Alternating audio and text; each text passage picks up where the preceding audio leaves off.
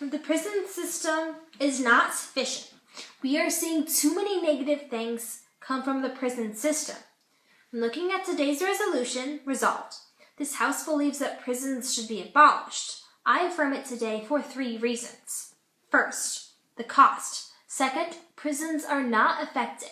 Then finally, there are better alternatives. My first point is the cost. Many people do not realize the high costs of prison systems.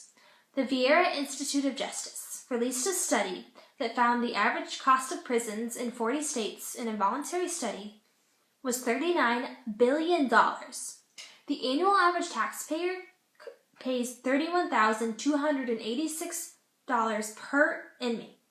This cost is more than a person working 40 hours a week at $15 an hour for a year.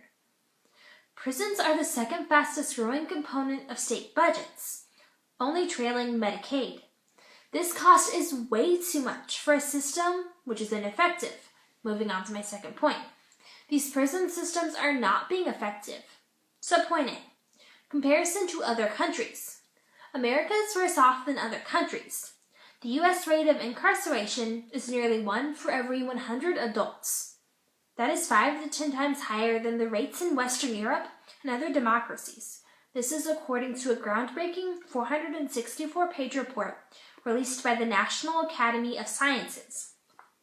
For America, the prison system is not being effective.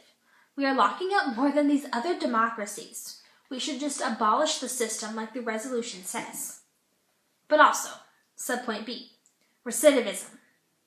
The prison system has high rates of recidivism. Once people are out of prison, they just continue to commit crimes. For nonviolent offenders who are not career criminals, incarceration can be counterproductive. This is more than apparent for numerous states, where recidivism rates are higher than 60%.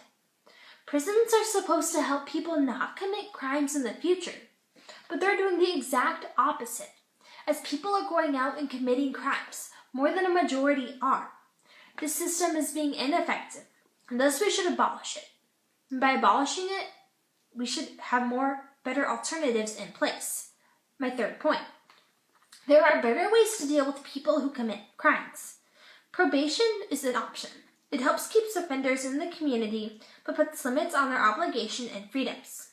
It can come with many conditions, including meeting regularly with a probation officer, staying under house arrest during certain parts of the day, taking random urine tests, remaining drug-free, working, doing community service, and participating in substance abuse or mental health treatment. This helps offenders rehabilitate themselves and is more effective than a short spell in prison. Research shows that this can be better than the short, sharp shock popularly associated with reducing reoffending rates, but it actually doesn't work. This would help reduce recidivism rates and create a safer America. This system of probation does not only help recidivism rates, but it can be more cost-effective. The cost savings are obvious. According to Pew Research Center, it would cost about $3.50 a day to monitor a person on probation or parole. This could be used for those serving less than a life sentence, and those who are serving a life sentence can have a more stricter use of probation. I ask that you affirm today's resolution and that prisons should be abolished.